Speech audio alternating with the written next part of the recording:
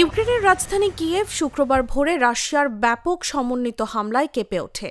একের পর এক শক্তিশালী বিস্ফোরণে শহরের বহু এলাকায় আগুন ধরে যায়। রাস্তা জুড়ে ছড়িয়ে পড়ে ধ্বংসাবশেষ।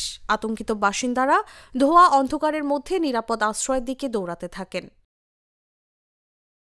মেয়র ভিটালি ক্লিচকো জানান, হামলায় অন্তত 4 জন নিহত ও 30 জন আহত হয়েছেন। গুরুতর আহত 5 জনকে হাসপাতালে ভর্তি করা হয়েছে, যাদের মধ্যে রয়েছেন এক পুরুষ এবং এক গর্ভবতী নারী।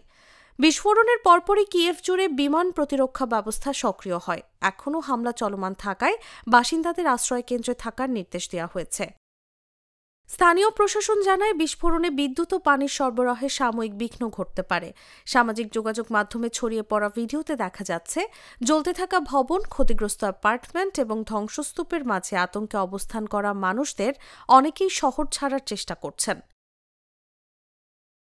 কিয়েভ সামরিক প্রশাসনের প্রধান তিমোর তকাচেঙ্কো জানান, রুশ বাহিনী সরাসরি আবাসিক ভবনকে লক্ষ্যবস্তু করছে। শহরের প্রায় প্রতিটি জেলায় বহুতলা ভবনের ক্ষতি হয়েছে।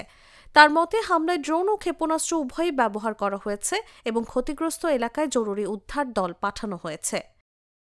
মেয়র ক্লিচকো আরও জানান, হামলায় শহরের হিটিং সিস্টেম ক্ষতিগ্রস্ত হয়ে একটি জেলায় তাপ সরবরাহ বন্ধ হয়েছে। উদ্ধারকর্মীরা আগুন নিয়ন্ত্রণ ও আহতদের উদ্ধার কাজ চালিয়ে যাচ্ছেন। পরিস্থিতি দেখে মনে হচ্ছে এই আক্রমণ আরও বড় পরিকল্পনার সূচনা হতে পারে। News desk, Jago news.